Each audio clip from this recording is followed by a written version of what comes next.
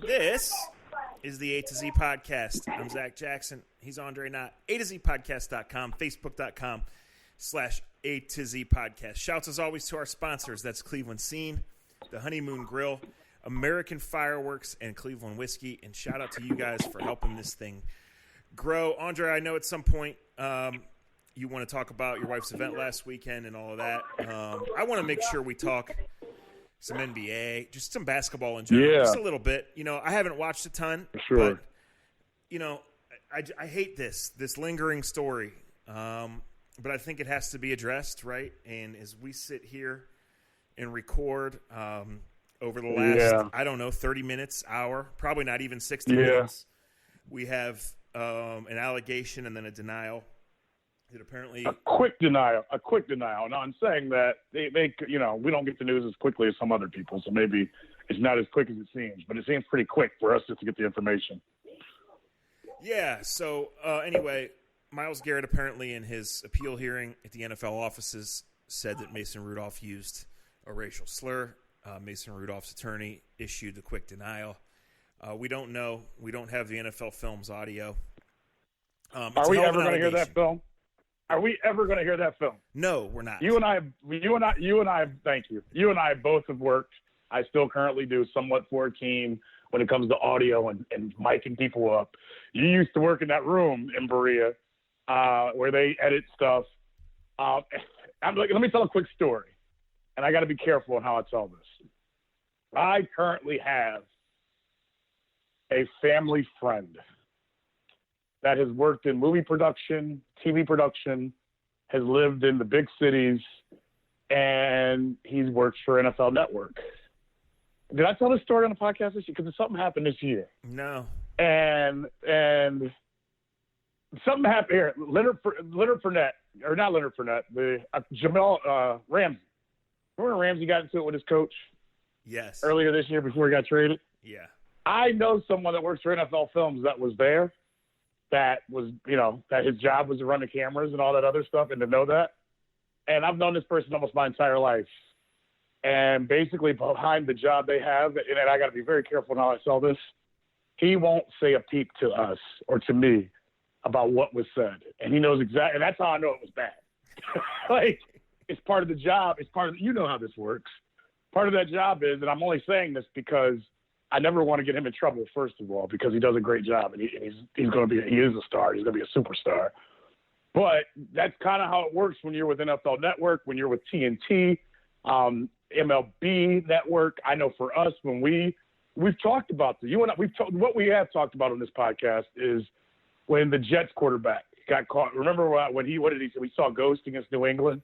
Yes. And at first you were like, well, that makes for great TV. That makes for great. And I'm like, yeah, but that makes for horrible situations within the clubhouse and locker room. And that makes the players say, I will no longer ever put a microphone on. Basically what the Jets have done since that Monday night game, they basically told NFL Network, stay the fuck away from us. Excuse me about the language, is how we talk sometimes. Sorry. But basically the Jets have said, no, we're not putting mics on anymore because we don't trust you guys. And I told the story how Tito, he got screwed when he was in Boston with microphones. And even though I get along with him great, and even though he gets along with our group of guys great, he will not let us mic him up because he doesn't trust. It's not that he doesn't trust that. Well, he may not trust me. I can't speak for him. He just said that, no, it didn't get blown in his face when he was winning games in Boston. But even when he got ran out, a lot of the stuff that he had said to his other coaches or whatever else, all that crap started leaking out in Boston. Therefore, he has no trust towards the microphones ever again. I don't blame him. In this situation, Zach, does it help the NFL or hurt the NFL? So no matter what was said, whether Mason, because I don't want to talk about this anymore either, to be honest. Yeah. But the story's a story. Does it help the NFL? Think about the NFL, people, when we have this conversation. And look, I've tweeted at the NFL. I said this earlier in the week because somebody had told me that this was basically going to be what the storyline was going to be. Does the NFL gain anything, Zach, out of letting us hear what was said or what was said on the field Thursday night?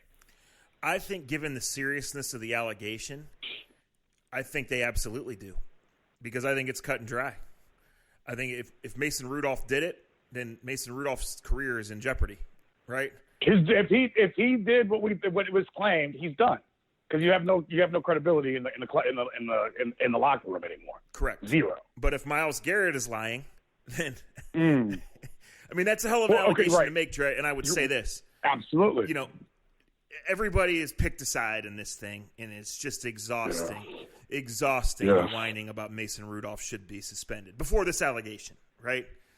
But you have to ask why Myles did a full interview, why a week has passed, and why this just leaks out now. Well, PR people, I got to be careful. PR people run our world, right? Well, listen, everybody's got to be careful, you know? And this is the world we live in. We talked in the last podcast about this. About immediately, Josina Anderson tweets, I bet the N-word was used. Well, what's that based on? You're not on the field, right? And then immediately. But I don't know. No, but she talks to people that we don't talk to. Right, but I'm not taking her side. Dre, I'm not taking she her tweeted side. it during the game. She does talk to people that we don't talk to. But she tweeted it during the game. She's not talking to anyone during the game. Right, which was wrong. Yes. Okay, let me be honest. From a black guy's point of view, I would say, and our running joke, and nobody get mad about this because this is a real conversation. Amongst black people that I know, the first 15 things that were texted to me from cousins, brothers, uncles, dads, he had to call him the N-word. That was just there's that word and another word. And I won't even go into that. But that was what the initial reaction from most were that, well, a guy doesn't spaz out like that unless you call out his mom, his sexuality, or call him the N-word. That was just that's total. That's Monday morning quarterbacking. That's without being on the field. That's without. I mean, let's be honest. To all of our listeners, and like you said, it's not about whose side you're on anymore or anything else. But most of the worst fights I've ever seen have been because someone, and you too, if you say something about, we know the rules to this. I just sat around with, I can't even say who I was just sitting around with a week ago. And we had the same conversation because we talked about a fight that's very famous in Cleveland between a mush-mouth defensive lineman and a quarterback. And the rules were put on the table very simply. There's 3 things you don't touch in a conversation amongst men: sexuality, a person's mom or wife, or the N-word. I'm not, and trust me, I am not defending. I've never even met Josina, so I can't. I didn't like that she put that out there. That was very careless to put out as a tweet. You don't do that. You don't inflame a situation unless you know exactly what was said or wasn't said. The comment I'll make back to you about why did it take a week for this conversation to get to this point, I'm going to take Myles' side. Maybe he's trying to be an adult, and maybe he was advised right away that they don't want to play this out in the media, that this is something that they should go to the NFL about, right? Like if I'm Zach's lawyer, or you're my lawyer. That's how America wants it to look anyway, right? As a PR person, and I've actually texted and talked to PR people this week since this happened. If you're my PR guy and I tell you, Zach, you called me the N-word, I lost it. Would you say we're going to play this out in public and you should go right on TV and post game and say it? Because I'm sure when Myles got kicked out of the game, I'm sure he had 1 million texts and tweets, and he probably texted with his parents, and he probably texted with his lawyer, and he probably that's the people you talk to, right, when a game's over, right? I watch guys do this every night, and I watch them. They text with their agents, they text with their players, they text with a couple of their girlfriends, and then they text with mom and dad. Do you think it's possible he was advised, hey, we're not going to play this out, on the back and forth this way. We're just going to go right to the commissioner and talk to him about it? Yeah, I mean, look, I can understand why strategically Myles wouldn't. Why Myles wouldn't come out and say it, right? So that goes to the original question of, I think the NFL absolutely has to release every bit of audio that it has, because there has to be an answer here, right? Because it's either a true allegation that Rudolph is going to have to pay the price for, probably by suspension, but definitely in his own locker room and with his own career, or it's a false allegation and it needs to be squelched right away before it takes a toll on the man's career. Right. And that's the look, I would think Mason Rudolph would be, I wasn't there, so I can't. I just think that in the heat of the battle, in the heat of the moment, if that word were to creep out, then Mason Rudolph's got big problems. I can see being pissed off. I can see being pissed off. I can see being hurt. I can see, and I get it, and we don't have to go back through this. We know he got the crap beat out of him in the fourth quarter. To be completely honest, this is what pissed me off about what Mike Tomlin and what Mason Rudolph said yesterday. And I wish the hell they would have took it. And this is the other thing. We're getting so phony with these press conferences. NFL, stop. They're building something up that's making it impossible for these players to be real people. And sometimes as a real person, you just got to answer real questions. The whole, I already got a statement, I already spoke upon it, then just don't fucking talk. I'd rather read Zach's article with no quotes from a player if I'm just going to get the bullshit the minutia that they put together to say that they did their job that they were supposed to do, because the NFL says you have to work every week. If you're going to sit, I don't ever want an NFL coach or a quarterback to come out to me and say, well, you got to play to the whistle, or you got to play until the last minute. Zach, they keep going yesterday. Well, he hit me when the game was already over. So why are you passing? Why did you pass on first down and second down and third down if the play didn't matter? If it doesn't matter, then hand the ball off 3 times or take a knee and get off the field. I'm sick of it. You can't have it both ways. You can't. If you're playing football and you snap the football and you throw the ball or you do this, what is the defense's job to do?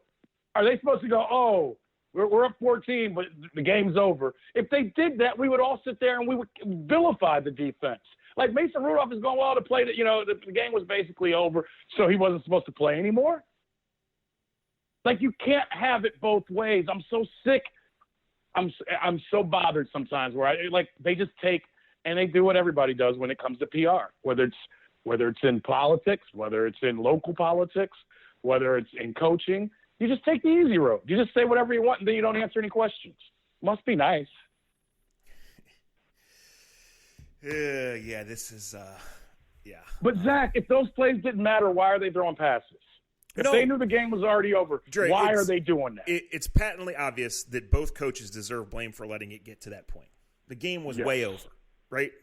Mason Rudolph all night against the pass rush had no chance. He threw the interception that led to the game was way over, right? And both teams were ready to play accordingly. And you're right. If they just hand the ball off, everybody goes home and none of this happens, right? Especially because it was, third and a million. It was, they got sacked on back-to-back plays on first and second down. Who in their right mind would let their quarterback stand up there again when the game is over? Why in the hell would they run that screenplay anyway? That was and look, I'm not saying well, it's Mike Tomlin's fault. No, because as adults, we all have to take care of things and do the right thing, no matter what everyone else is doing. I'm not teaching the lesson of, well, they called stupid plays, so they get what they deserve. No, but if they're going to sit there and they're acting like their hands are clean, that's bullshit. That's complete bullshit to sit there as a team, both of them, Mike Tomlin and Mason Rudolph, to say, well, it was the end of the game was over. I don't know why you hit me. Because you dropped back to pass. That's how the game works. That's true. Unfortunately, that's not the issue here, and I think that the NFL is, assuming there is audio from there, we don't know that there is, right? No, but there's a lot of mics on a Thursday night. You and I both know whether Mason Rudolph was mic'd, and I think he probably was. I don't know if Garrett was mic'd up, but Zach, very well. Most of our people are listening. On a Thursday night game between NFL Films, between the Pittsburgh Steelers, .com and ClevelandBrowns.com, there was that camera that was right above them. Yeah. They had that roving camera for Thursday night. You and I both know that I'm not saying that they have – and look, they may not even have the audio. And there's so many grunts and everything else going on that you may not even hear it all the way. All I'm saying is someone in New Jersey, New York, with NFL Films has something that they can listen to. No, you're right. I don't think we'll ever hear it, though. Right. Well, I mean, in the meantime, only 3 people would know. That'd be Mason Rudolph, Myles Garrett, and David DeCastro, who basically had Myles by the neck and was right in the middle of it before everybody else got involved. Right. And that's without having the film in front of me. I would just say this because we need to move along, and hell, maybe there'll be something else by the time we even get done recording this. I don't know. Probably will. But again, this is bad for the Browns because they need to move on. They need to win a football game, and they should win a football game, even depleted, even not at their best against the Miami Dolphins. We all know that. But the story of the Browns remains. It's always something that's not football, and here it is again. They're well into their preparation, right? We're 7 days removed from a story that had more shelf life because of the circumstances, but just because. And now here it is again. It's no one's talking about football, and it's always something with this team that probably again is going to end up one game short of reaching its goals because it couldn't get its shit together early in the season, because it's always something about not football. Yeah, and you're right. And they need to move past this, and this needs to go away. So this is interesting. One last thing. I want to read this from the story about the hearing. Garrett made the allegation as part of his initial comments during the appeal hearing in New York, sources said. It created an argumentative exchange between both sides about whether the allegation was permissible to be used in the appeal at that time. And so that doesn't give us any insight, because none of us were there either last Thursday or Wednesday morning in the hearing. But it frames it as a strategic piece, and then you're left to wonder, is it true, or was it sat on for some reason? What was this the reason that he was not allowed to do the interview with Jay Glazer? Was this the reason that the Braves said nothing else? That's a possibility. It's a possibility, but we don't know. We don't know, and I don't, like you said, I don't want to go back and forth upon it, because and I hate to do this, but this is what my life comes down to. I'm a parent. Like, first and foremost, before I podcast and do TV or this or that, as a parent, and no longer just being Andre, not the little jackass kid that grew up in Akron. I'm gonna be honest about something, and some people won't like it. I would probably say till I was through college at 22, 23. Heck, probably even at 25 years old. I would say that if, in my mind, if somebody called me the N-word, I had every right to knock their fucking head off. I can tell you at 41, almost 42, and then, like I said, I'm a parent. I have had to teach myself, because now I'm a parent and it's bigger than me, that you can't allow someone to say any word, and it makes you react in any sort of way, because you have to have self-control.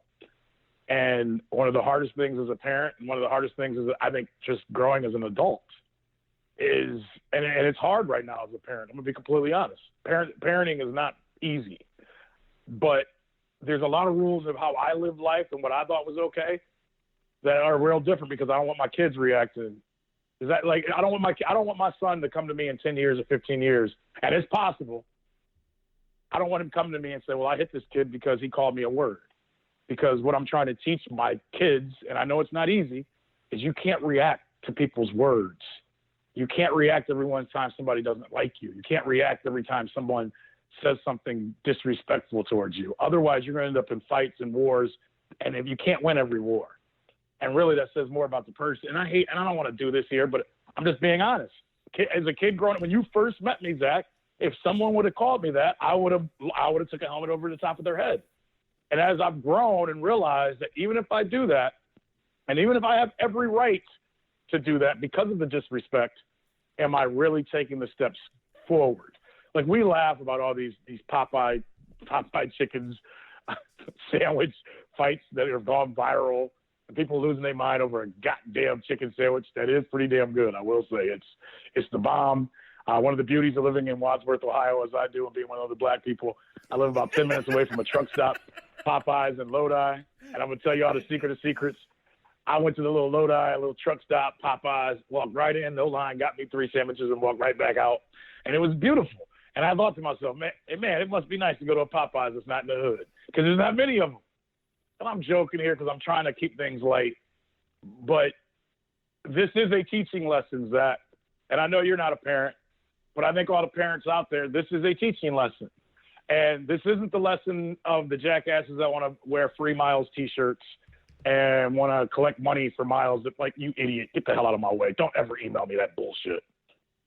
I am on Myles Garrett's side, but also, just like with my children, if you make a bad decision, you have to pay the repercussions that come along with it. No matter what provoked you, no matter what was said, no matter how it was said, no matter who said it, we have to take, no matter what, Zach, you can call me every name in the book. That doesn't allow me or make it okay for me to hurt you or try to maim you. And I think that's a hard thing in our society right now for people to take in. And that scares me a little bit because, like I said, as a parent, I have to tell my daughter and son, no matter what is said to you, you have to be the bigger person and walk away, because from afar, no one's going to know the difference of who the idiot is. Well, like I said in the last podcast, I only call people really bad names when they cut me off on the highway. Other than that, I'm cool with everybody. Every day. Every day. Well, listen. I mean, because initially when I heard, he called him the M-word, I was like, yeah, I'd kick it. And then it's like, then you think about it, and it's like, okay, but at some point you got to be an adult, right? Yeah, well, look, this is what makes this the most 2019 story ever, and I started to get into this. When Mason Rudolph became the Steelers starter, Twitter did what Twitter does, and Twitter dug up that he's a Trump supporter, right? Yep. Which is absolutely his right?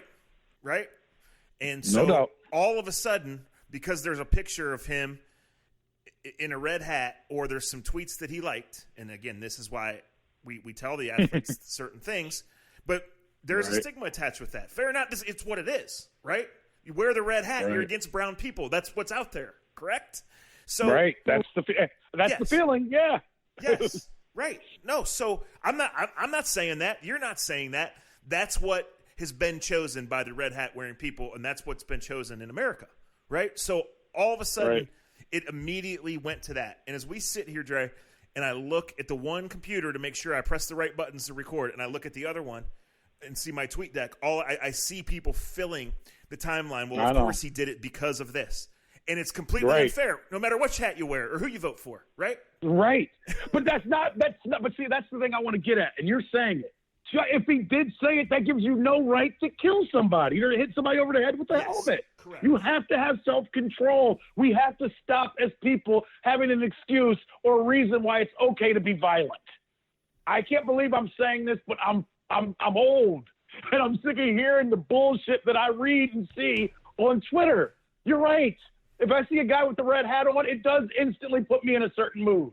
I saw a guy in a mall 3 years ago wearing a hat, older gentleman, and my kids were running, and we were at Summit Mall, a mall I grew up in, Zach. And instantly I grabbed both of my kids' hands and I put them on the other side. And my wife looked at me and goes, "Why'd you do that?" And I go, "Because look at that dude."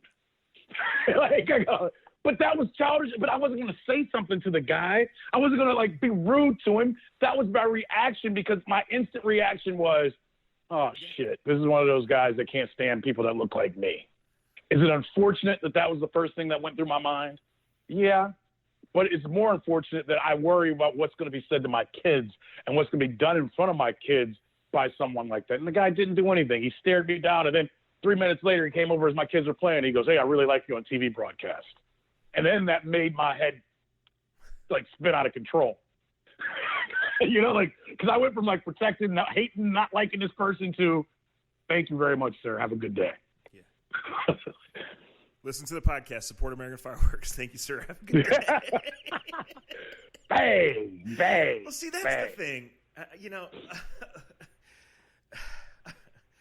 I mean, like I said, that's what I'm trying to say is that's 2019. We can't just have Myles Garrett does this, the Browns and Steelers do this, everybody pays their fine, and we go on.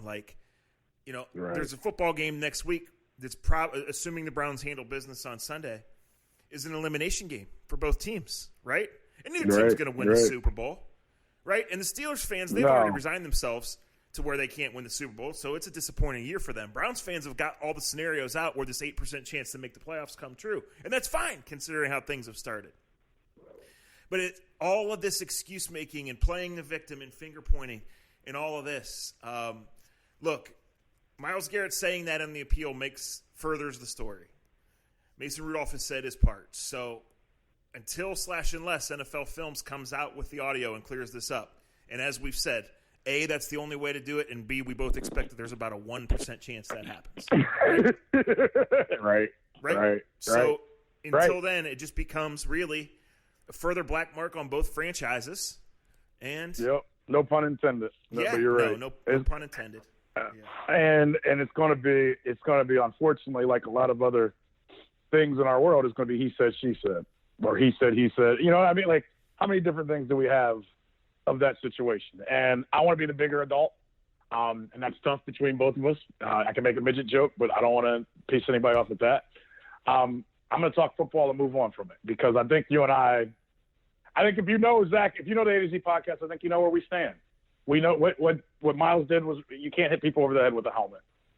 At the end of the day, no matter what Mason Rudolph said, did, and Mason Rudolph, to me, deserves to be suspended.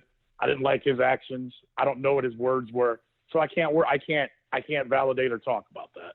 I will say this, and you may disagree with me, and I'm going to do TV tonight, and I know I'm going to say this on television. I shudder every time I hear someone say, this week's game will be a layup. I heard someone on 92.3, no names please, say 6 times in a 5-minute period of time, this game's a layup. That obviously shows how the lack of education of NFL football this person has. Number one, you're still the Cleveland Browns, and you haven't shown enough consistency on the field or off the field for anything to be a layup. It's not a layup. Everybody's going to show up on time for the fucking plane on Saturday, or they don't even got or to get to the hotel on time on Saturday. That's not a layup for the Cleveland Browns currently. Not putting them down, just the truth. It's also NFL football, and we've heard the corny saying, but the corny saying is real. On any given Sunday, anything can happen. Now, I'm saying that the Dolphins have their running back that was starting, hitting girls allegedly, and then got cut. And he's been all over the place. Kenyon Drake is in Arizona. They look like they're in shambles. They give up on Minka Fitzpatrick. But in watching 2 of their last 3 games, 2 of their last 3 weeks, they have played hard. They've gone out and played. Their 2 Ohio State linebackers are playing really well. And if you go out there and you fumble and kick the ball all over the place and get penalties, you can lose to the Miami Dolphins and your season is over. Stop as broadcasters and as fans saying this is a layup. They should kick the tar out of them. But I'm not going to sit here. Put it this way. If you think it's a layup, give me 20 points and let's put 100. Let's put 500 on it. It's not going to be a layup. It's a football game. Now, they should kick the crap out of them, but I worry about the defensive line, Zach. They're lucky the game's in Cleveland and not in Miami. Could you imagine if it was 80 degrees and you only got 5 defensive linemen? What could come out of this? I'm worried about the secondary with the safeties over the middle of the field. And offensively, they should be all right, but they still have been – this is a game that – I'll say this and I'll leave it. A good NFL team that's mature and has their wits about them would go out and bury this team early and make the game boring in the second half. They would choke them out basically, and it would be over. But I can't say that about the 2019 Cleveland Browns. Well, life lessons from A to Z. Anything can happen on any given Sunday. 2 things in this world are undefeated, and Hulu has live sports. Anyway, let's talk a little basketball. But you hear it too. I keep hearing everybody go, "This is easy. This is an easy win. They can't wait to get it." Man, relax. It should be. I just don't. I've been hurt too many times believing something's going to be easy for the Cleveland Browns. Yeah, I mean, yeah. This. I mean, come on. You know it's the truth. You're telling me, especially given just the overall exhaustion level with this season, right? Right. Say they make a run at it. Do you think they're going to win the next 6 games by 14+? No, there's probably going to be an overtime thriller, right? Yep. There's probably going to be some pass that gets batted 3 times into the wrong guy's hand, then taken away, then run in 60 yards for a touchdown. A bad penalty that doesn't turn the ball over. Something the ref you're gonna have to go through so many ups and downs. Cedar Point will want their money back because they would say they don't have a ride that thrilling to get where everybody thinks they're going to get. I would just say strap it up, people, because there's no telling. And you're telling me Baker's not coming home, and I'm not talking about the quarterback, Mr. Hulu himself. You're telling me Baker, the linebacker, doesn't want to come home and open some eyes and show people what he did at Benedictine and what he's done everywhere else in his career? You telling me he can't come up with one big hit and pop a ball up in the air and get a fumble? Since we're talking football, though, I want to say this as we transition into a little actual football talk. Kareem Hunt's really good and gives this offense a different dimension. Yes, sir. I think we've probably brushed across that, but I was just back watching some of the plays a couple of hours ago this morning. Maker. And I mean, because he's a difference maker. Yeah, because not only can he get out in the route and know where he's going, but you don't have to throw it perfectly, and it doesn't have to be those 3 routes that every running back runs. Right. He can run all of them. He can run the whole route. He just has such a feel for where he can get and then what he can do when he does catch it. So yes, and here's the other thing. And you said this about Duke Johnson, but this is times 10. he doesn't go down with the first guy that gets Correct. to him. Whether he shakes him, whether he bounces off of him, he breaks tackles at a rate that's unbelievable. Now, people were laughing at me 2 weeks ago when I said you're going to have 2 top 5 running backs on your team on the field at the same time. I still believe that, and I believe it even more now. And I know that Hunt doesn't look like, name the name, whoever back that you love. And it's fine. We can all have our choices. Hunt may not come out of the tunnel and look like Adrian Peterson. I know he's not top 5 anymore. But what he does and what Zach just said, his versatility is unmatched. There's not 5 guys in the NFL with the talent that Kareem Hunt has. And we already know the other guy is on his way. The other guy's averaging over 100 yards a game, people. We're at 10 games. He's already at 1,000. He's got a chance for 16, 17, 1,800 yards. When's the last time a Browns running back has done that? Never. You're watching, they have something special in the backfield, Zach. There's something very, very special. Well, listen, and I don't even want to talk. The only person in Cleveland who has a problem with them being a power run, short pass offense seems to be Freddie Kitchens, right? Maybe Odell Beckham. Right. Right. Right. We know where Jarvis Landry is best, right? We know this offense is best when he moves around and he gets some misdirection going when Chubb drives through people. And now you've seen Kareem Hunt really bail them out for 2 straight games by catching 6-yard passes, whether he goes down immediately or turns them into 16-yard passes. There ain't nothing wrong with that. Yeah. Nothing. No. Hey, that's how you win football. That's how you win football games. You use it, and that you just said something great. Freddie got to look in the mirror and realize, hey man, we'll get this passing game going in 2020. If I'm gonna keep, and I don't even want to talk about his job. If I want to win football games, I'm going to give it to the 2 guys it's easiest to give to. It's easiest to give it to the 2 running backs, especially in a game like this week. That's don't overdo it. Use those 2 kids. Wear them out. Wear those 2 kids out.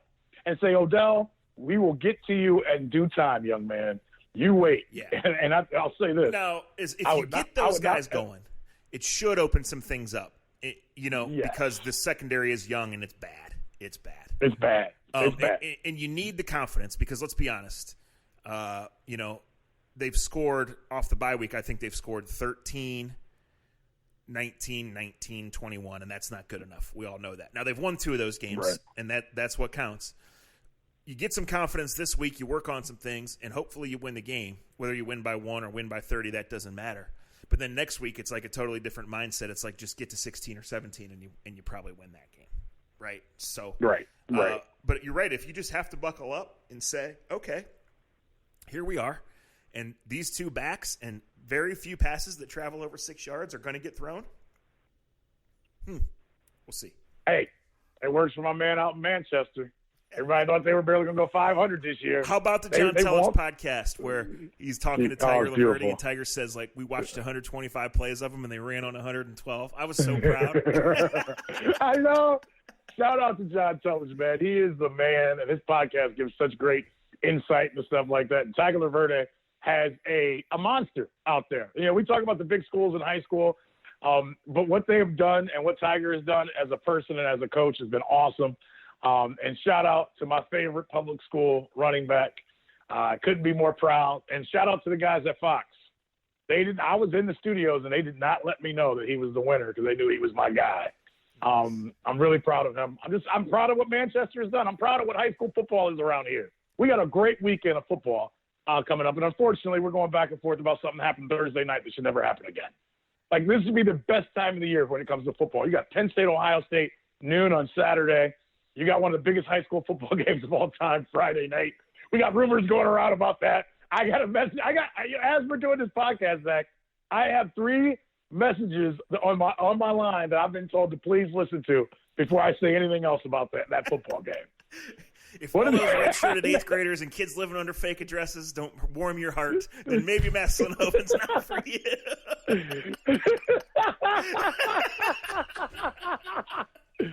I mean, literally, Zach, I've got messages about a high school football game.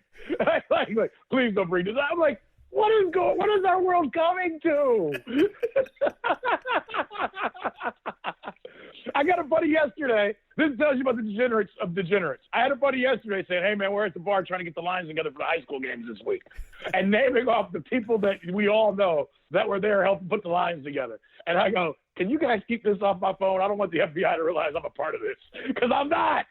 I go, but text me one over once you get them figured out.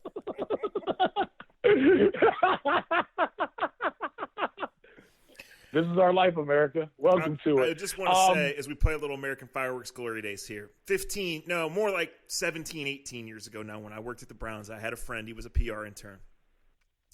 And he was raised about 30 minutes outside of Knoxville.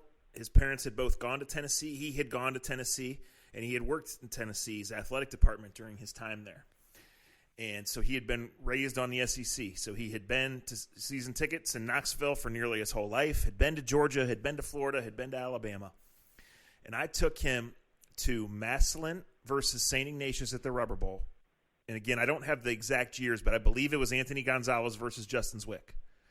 And the stuff he saw outside the stadium, he was like, I've never seen anything like this. And this is a kid that had been born and raised on SEC football. Wow. And every time I talk to him, which is about once a year, because I also took him to one of LeBron's high school games. So about once a year we catch up on something or other, usually just via text or Christmas card or whatever old people do. And he always brings up those two things. LeBron dunking on this kid so hard and kicking him in the face. Shout out, Oranger. I know you're listening. Yeah, I almost said so too. I was like, bite your tongue, Dre. and the RVs and the circus and everything outside the old Rubber Bowl before that game. He was like, I just have never seen anything like it. So that's our American Fireworks Glory Days, unless you got something else. Yeah, I will. And then we'll get to, first of all, the Rec to Connect Foundation event last Saturday night at the Barley House in Cleveland was extraordinary. Most people ever showed up, most money ever raised. Can't say thank you enough to all the volunteers. It's just amazing. The one cool thing about Northeast Ohio, and I will brag about this, I haven't lived anywhere else. I'm going to Rizzo this right now. I could have lived anywhere. I've had opportunities to go all over around the world to do this job. But, being serious, it's just really cool for all the things that people want to say about Northeast Ohio. And I'm not LeBron in it and putting Akron against Cleveland or Cleveland against Akron, all of us, is the willingness to give, even if you don't have a lot.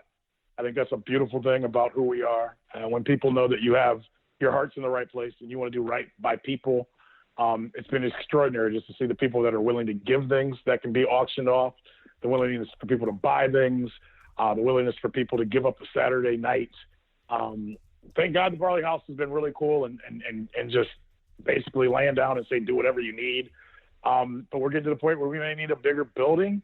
It's cool to see the same faces that show up. It's cool to see the new faces that show up. It's cool. Shout out to Ian Wright. I have to say his name. He lives in Chicago. For 3 years in a row now, Zach, he has bought tickets to the event and given them away because he lives in Chicago, can't come. But it's just his way. And I'm shouting him out. There's like 40 other people, 50 other, 60 other people I could shout out. But I wanted to shout him out because he listens to the podcast. He's a big baseball fan, lives in Chicago, doesn't know, never has met me personally. But every year when he hears about this event, he reaches out to us and spends $100 to make sure that two people can go for free that couldn't afford it. And it just talks about just who we are as people. And I'm not saying me. I'm just saying who we are as people from Northeast Ohio that just we care. And this is huge because you know what I'm doing on Saturday? Rec to Connect's having a swim meet for special needs kids. And I got to tell you, the hair just raised my arm saying it. I can remember the first one. I see the parents that show up and they cry because they say, I never thought my child, because of his special needs, would ever be on a team, would ever have kids cheering for him, that we would ever get to come to a game. Their sisters and brothers. My kids do signs. And it's, forget all this NFL junk and all this other stuff. That's what this really is about, is seeing every child have the chance to make their parents cry, laugh, smile, high five. And a lot of these parents don't get that opportunity all the time. So thank you guys. There's pictures all over. It is a great time. It is a great party, but it's for a great cause.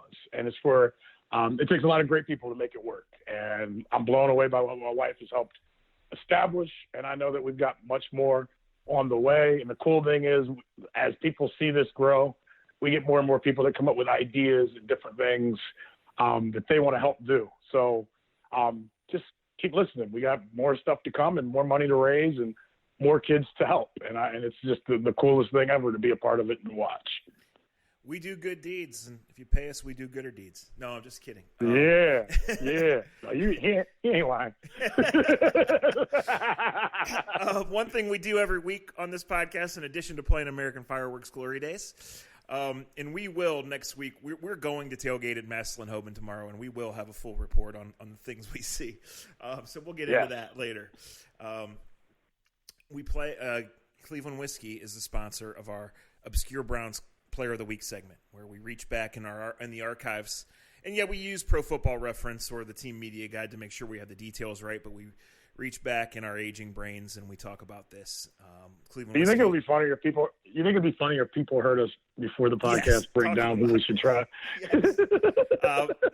It's Cleveland Whiskey's time of year. Not only is the Christmas bourbon out, but they want to be your whiskey for Thanksgiving, for your Ohio State, Michigan parties, for your remaining tailgate parties, for your holiday gift giving, stuff. Excuse me, easy for me to say. The stockings with my book and with Cleveland Whiskey. 14 years ago this week, on November 20th, 2005, the Cleveland Browns at 3-6 hosted the 3-6 Miami Dolphins. And on the first drive of the game, a young man named Reuben Drones took off on a 75-yard touchdown run. The Browns went on to win the game 22-0. Phil Dawson kicked 3 field goals. Terrell Smith caught a 6-yard pass from Trent Dilfer. Yeah. The Browns pitched a shutout in the game. Reuben Drones went on to carry 30 times for 166 yards. And that touchdown, I believe at the time, that was the biggest running game by a running back for the new franchise. And so what year 14 years later, exactly, Reuben Drones is our Cleveland Whiskey Obscure Browns Player of the Week. Reuben Drones is one of my favorite players since the Browns returned in '99. 14 years ago, for you young fans or you guys that are new to this, I know all of you aren't. Do you know that was the first 1,000-yard rusher the Browns had since like the mid-'80s? I may be off. I may be wrong. Yeah. But you can check the book. You can check the numbers. So Reuben had come over from Denver. And at the time, the Denver Broncos were spitting out 1,000-yard running backs left and right. A lot of them undrafted. If you remember correctly, Zach, I know you remember. They were just because they had that Shanahan blocking scheme, the zone blocking scheme that's still working in 2019. And Reuben who was Reuben traded over for? Was Reuben part of the – doesn't matter. Reuben comes in, and they got Trent Dilfer in the offseason. And, there was this expectations for Reuben of kind of like, well, he was a special teams guy. And because Davis that played for Denver. I can't think of it from Georgia. That ended up being a Hall of Famer that ran the ball for Denver so well, but got hurt a lot. But a lot of people wanted to compare him and say, well, can he be like Davis, basically? And getting to know Reuben, he was down to earth. He was married to a model named Kelly. And Reuben, but she stayed in Denver and never moved here to Cleveland with them, but she would come on the weekends. And I'm not going to tell all the stories you went off of that. But here's the best story I'll give you for that year. So Reuben gets off to a good start of the year, that game you just talked about, and he wanted to give back. He wanted to give back to the community. He loved Cleveland, and I think he got a vibe after being in Denver. If you're the running back and you're in a good city and you can put up some good numbers, you give back to the city, and that'll get me a big contract back. And look, that's how players think, and there's nothing wrong with that. It was perfectly fine because Reuben was a great gentleman, right? A fun friend. So he didn't know a lot of people, and we lived near each other in his time with the Browns. So one night I had a roommate. We had a condo downtown Cleveland. Monday nights were a night to go out because Tuesday's an off day in Cleveland. And Reuben couldn't find anybody to go out with. So I get a text, random call. And I wish I had my old phone from 14 years ago, because I'll never be my roommate at the time.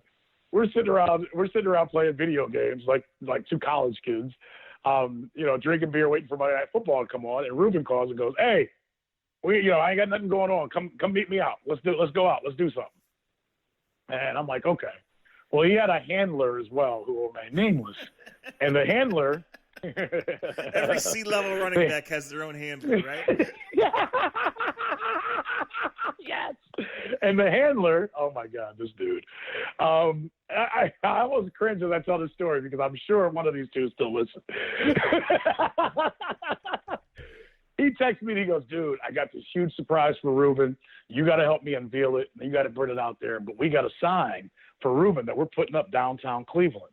and we're going to put it on the sign of the building, and we just want people to know about it and see about it. And he goes, but Ruben doesn't know anything about it. He goes, so we're getting it put up now. So you meet us at Liquid, meet him at Liquid, and then once we're at Liquid for a little while, before it gets too dark, because we're going to get spotlights on the sign of Ruben, we're going to walk over to another bar over by I can't remember. It was. I'm trying to think what's there now. I don't know. I'm too old now to know. But it was right around the corner from Liquid or whatever else. And he's like, hey, after we have a couple, let's walk Ruben over there to show him the sign. I go, okay, cool, whatever. So I bring my roommate. We hang out. It's good. Ruben was the best. I can't tell all the stories about going out with Ruben. But finally, around 9:30, 10 o'clock. No, it was halftime of the Monday night game. So whatever, 10:30 or whatever. The handler kind of whispers a text to me, Dre, let's get him to go to another bar, talk him to it. We'll walk him over there with everybody, and we'll get a picture of his surprise when he sees the sign up. So I tell my roommate's like, I ain't going nowhere. I got a good seat. I'm trying to watch the football game. And I'm like, hey, asshole. And I hope he listens to this because he is an asshole. I'm like, just play along and go with this. They made us, Ruben's got a new sign up on the side of a building. It's a big deal. He just went over 1,000 yards. Just play along. So we walk over to said building, and Ruben's like happy and smiling, and the entourage of people are all like, oh man, that's awesome. That is so sweet. Like, congratulations, Ruben. That's great. You're such a good guy. You're so good for Cleveland. And my roommate, out of all people, looks at the sign. He's standing next to Ruben and I. He looks at Ruben and goes, damn, that's as big as the sign they can get you? He goes, that's so damn small I can barely even see it. And the handler's head goes down to his hands. Ruben looks at me, he looks at my roommate and goes, damn, homie, you right, man. That's as big as y'all could get. You had to be there to see just the disappointment in Ruben's face and the disappointment in the handler's face. He thought he had just did like $1 million thing for Ruben. And all it took was my asshole roommate, who I love dearly, and there's no one like him, my former roommate, who he busted the bubble sack in 3 seconds. He was like, that's how big it is? That's it? And literally, as that happened, Ruben put his head down. I was like, yeah, you're right. We walked into another bar, and Ruben just kind of went, anybody want shots?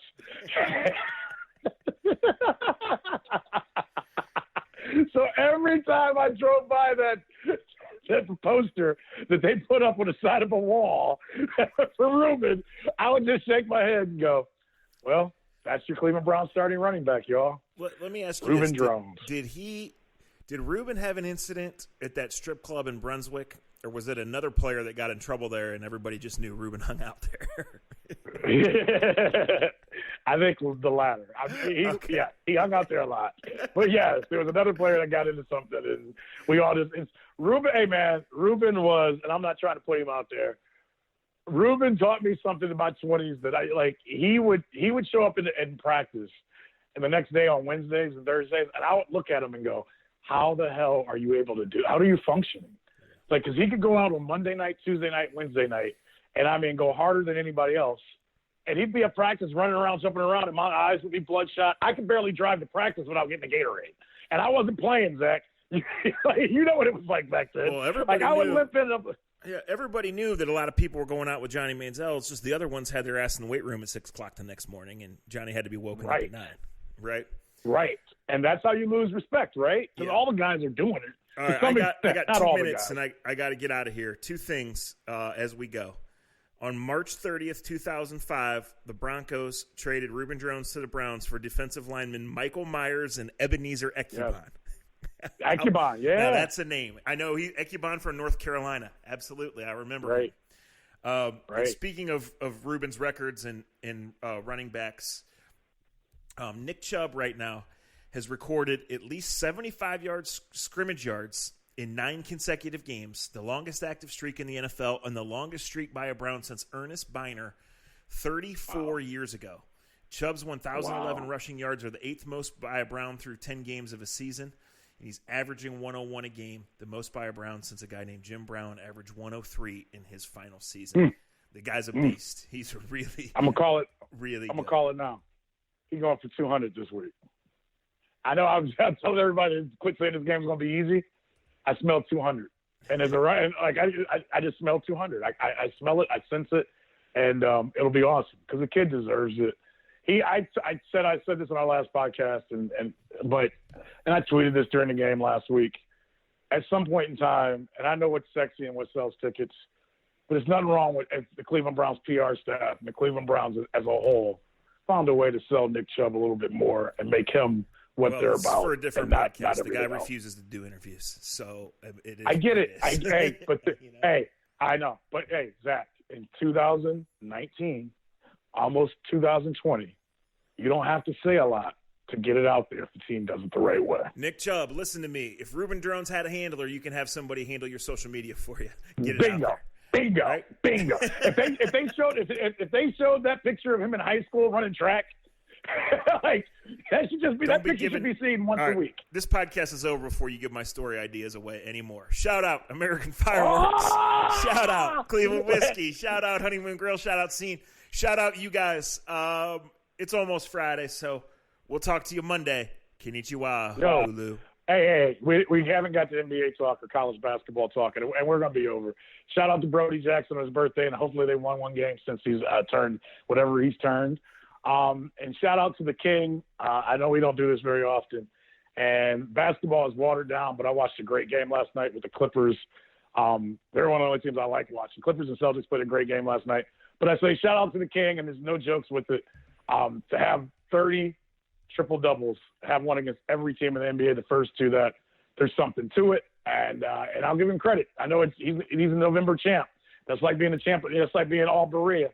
But it says something that he's playing the way he's playing right now. That's absolutely an amazing and astounding accomplishment. It really is. It really is. Against every team in the league. Yes. Sorry, Cleveland. Just how it works sometimes. But I won't tell any more of Zach's stories. Thank you guys for everything. NFL Films, Roger Goodell, stand up. Let us know what really happened. I know you won't, but I'll ask. Talk to you soon.